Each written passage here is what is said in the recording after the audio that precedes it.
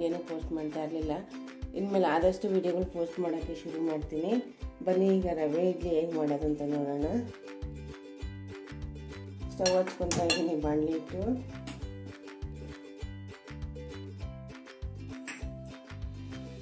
ಅದಕ್ಕೆ ಒಂದು 2 ಸ್ಪೂನಷ್ಟು ಎಣ್ಣೆ ಹಾಕ್ಕೊತೀನಿ.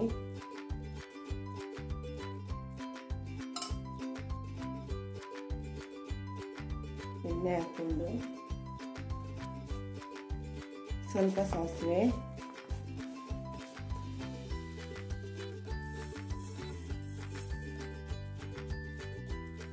ಚಿಟ್ಲಿಬೇಕು.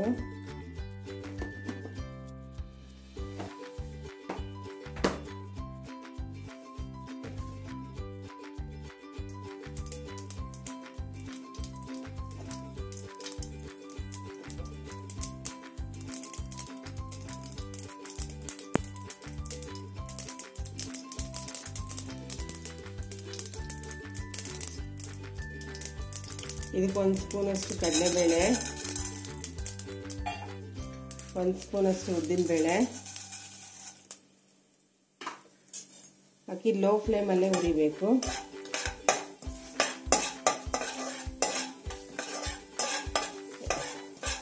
ಸೀದೋಗಬಾರ್ದು. ಅದಕ್ಕೆ ಕಂದು ಬಣ್ಣ ಬಂದ್ಬಿಟ್ರೆ ಒಂಥರ ಕಹಿ ಇರುತ್ತೆ ಟೇಸ್ಟಲ್ಲಿ. ಅದಕ್ಕೋಸ್ಕರ ಸೀದೋಗಬಾರ್ದು ಅಂತ ಲೋ ಫ್ಲೇಮಲ್ಲೇ ಹುರಿಬೇಕು.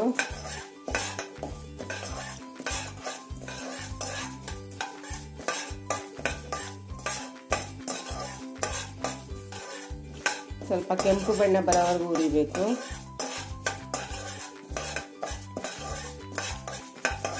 ಎಲ್ಲರೂ ರವೆ ಉಪ್ಪಿಟ್ಟು ಮಾಡಿಬಿಡ್ತಾರೆ, ಆದರೆ ರವೆ ಇಡ್ಲಿ ತುಂಬ ಟೇಸ್ಟಾಗಿರುತ್ತೆ. ಮಾಡಿ ಅದಕ್ಕೆ ಸ್ವಲ್ಪ ಪೇಷನ್ಸ್ ಬೇಕಷ್ಟೇ ಮಾಡೋದಕ್ಕೆ.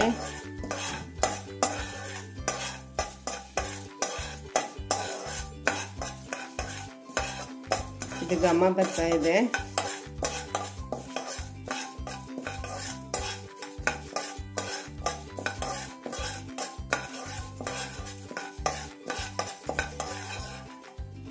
ಈಗ ಇದಕ್ಕೆ ಹಸಿಮೆಣಸಿನ್ಕಾಯಿ ಎಲ್ಲ ಹಾಕೋಣ.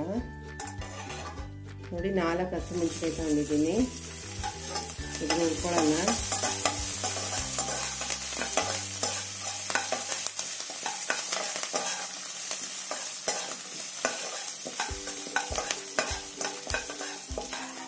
ಮತ್ತು 2 ಎಳೆ ಕರಿಬೇವಿನ ಸೊಪ್ಪು ಸಣ್ಣ ಕುಯ್ಸ್ಕೊಂಡಿದ್ದೀನಿ, ಅದನ್ನು ಹುರ್ಕೊಳ್ಳೋಣ.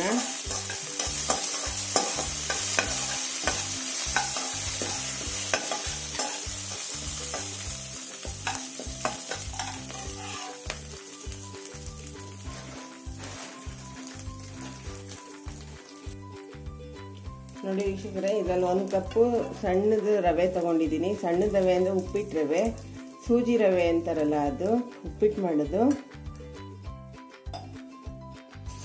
ಬನ್ಸಿ ರವೆ ಎಲ್ಲ ಸಣ್ಣ ರವೆ ತಗೋಬೇಕು, ಉಪ್ಪಿಟ್ಟು ಮಾಡೋದು ಮೀಡಿಯಂ ರವೆ.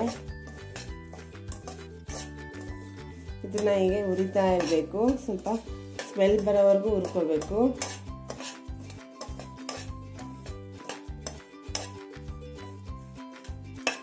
ಇನ್ನೊಂದು 1/4 ಭಾಗ ಅಷ್ಟು ರವೆ ಹಾಕ್ತೀನಿ.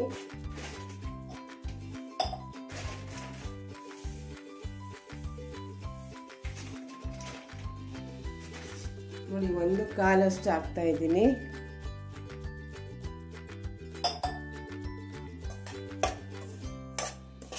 ಇದನ್ನ ಸಣ್ಣ ಫ್ಲೇಮಲ್ಲೇ ಹುರ್ಕೋಬೇಕು.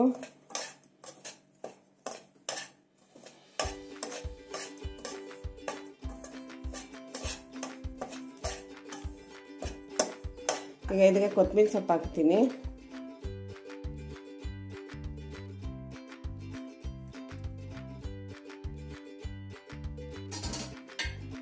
ಕೊತ್ತಂಬರಿ ಸೊಪ್ಪು ಒಬ್ಬೊಬ್ರು ಮೊಸರು ಮಿಕ್ಸ್ ಮಾಡೋವಾಗ ಹಾಕ್ತಾರೆ. ನಾನು ಉರಿವಾಗೆ ಹಾಕ್ಬಿಡ್ತೀನಿ. ಯಾಕೆಂದರೆ ಇದ್ರ ಜೊತೆನೇ ರವೆ ಜೊತೆ ಸೇರಿಕೊಂಡು ಗಮ್ಮನ್ನ ಪರಿಮಳ ಬರಲಿ ಅಂತ, ಮತ್ತು ಯಾವುದೇ ಅಂಶ ಇರಬಾರ್ದು ಅನ್ನೋದಕ್ಕೋಸ್ಕರ.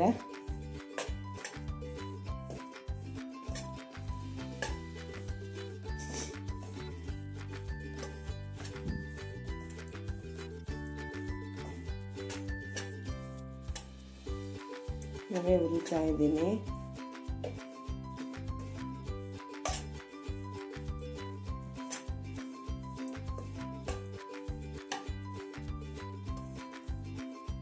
ನೋಡಿ ವೀಕ್ಷಕರೇ, ರವೆ ಗಮ್ಮನ್ನವರೆಗೂ ಹುರ್ಕೋಬೇಕು, ಮತ್ತು ಉಡಿ ಆಗಿ ಬರಬೇಕು. ಉರಿವಾಗ ಗೊತ್ತಾಗ್ಬಿಡುತ್ತೆ, ಒಂದೊಂದು ರವೆನೂ ಉದ್ರುದ್ರಾಗಿರುತ್ತೆ.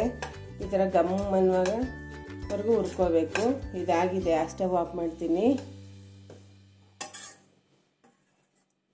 ನೋಡಿ, ಹೀಗೆ ಉದ್ರುದ್ರಾಗಿರಬೇಕು.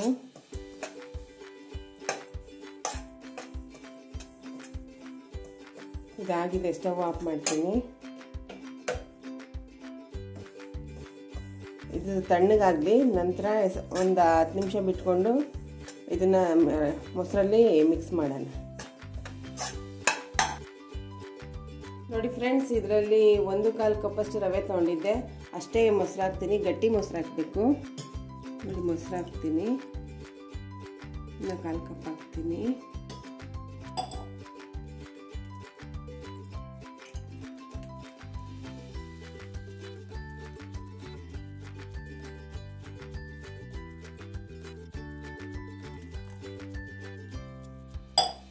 ಇದನ್ನ ಮಿಕ್ಸ್ ಮಾಡ್ತೀನಿ.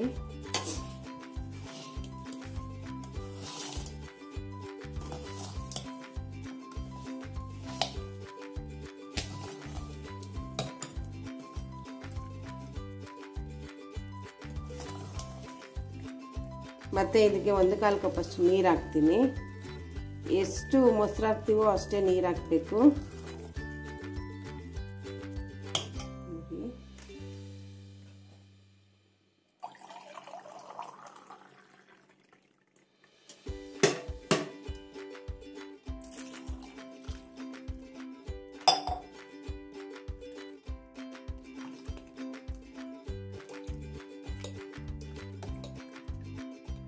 ಇದಕ್ಕೆ ಉಪ್ಪು ಮತ್ತು ಸೋಡಾ ಹಾಕ್ತೀನಿ.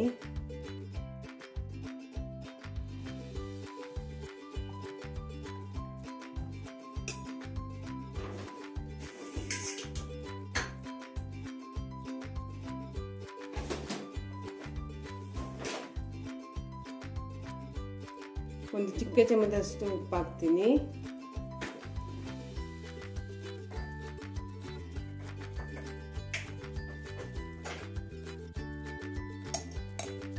ಸೋಡಾ ಒಂದು 1/4 ಚಮಚಕ್ಕಿಂತ ಕಮ್ಮಿ ಹಾಕ್ತೀನಿ.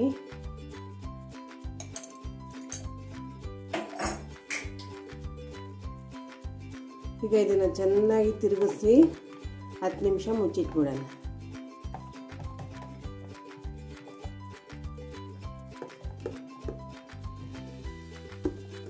ಮುಚ್ಚಿಟ್ಬಿಡೋಣ.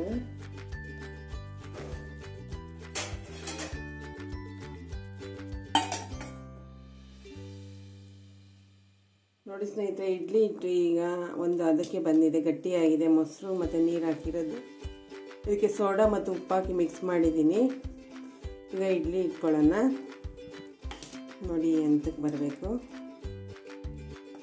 ಮೀಡಿಯಮ್ ಇಡ್ಲಿ ಹಿಟ್ಟಿನ ಅದಕ್ಕೆ ಬಂದಿದೆ.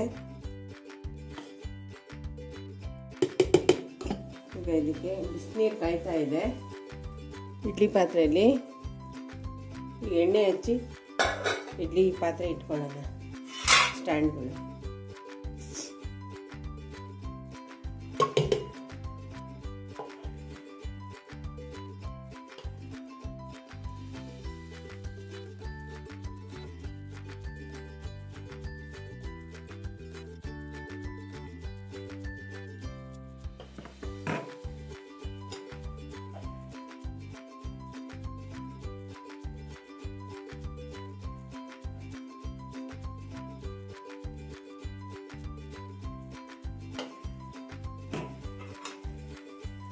ನೀರು ಮಾಡ್ತಾ ಇದೆ, ಇಡ್ಲಿ ಪಾತ್ರೆ ಇಡ್ತಾ ಇದ್ದೀನಿ.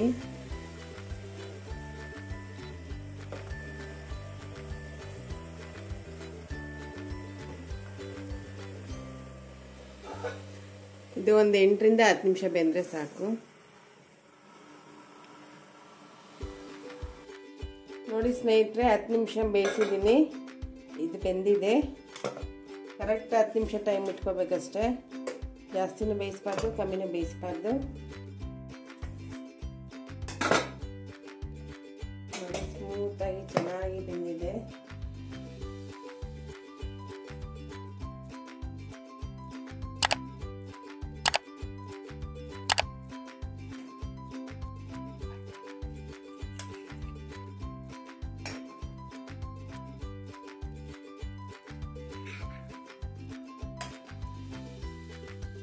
ನೋಡಿ ತುಂಬ ಸ್ಮೂತಾಗಿ ಬಂದಿದೆ ಇಡ್ಲಿ.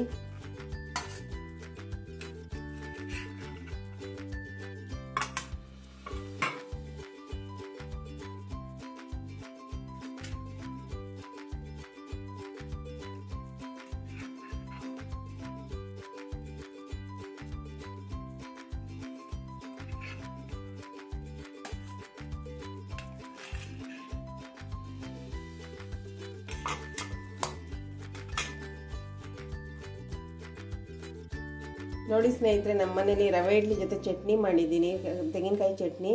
ಇದಕ್ಕೆ ಕಾಂಬಿನೇಷನ್ ತುಂಬ ಚೆನ್ನಾಗಿರುತ್ತೆ. ಇದು ಮಾಡ್ಬೋದು, ಇಲ್ಲಾಂದರೆ ಟೊಮೊಟೊ ಗೊಜ್ಜು ಮಾಡ್ಬೋದು, ಇಲ್ಲಾಂದರೆ ಸಾಂಬಾರು ಮಾಡ್ಕೊಂಡು ತಿನ್ಬೋದು. ನಿಮ್ಮ ಇಷ್ಟ, ನಿಮ್ಮ ಆಪ್ಷನ್ ಯಾವ್ದು ಬೇಕಾದರೂ ಮಾಡ್ಬೋದು. ಈ ರವೆ ಇಡ್ಲಿನ ನೀವು ಮನೇಲಿ ಮಾಡಿ ನೋಡಿ, ಮತ್ತು ಟೇಸ್ಟ್ ಹೇಗಿದೆ ಅಂತ ನೋಡಿ ನನಗೆ ಕಮೆಂಟ್ ಮಾಡಿ ತಿಳಿಸಿ. Thank you. Bye bye.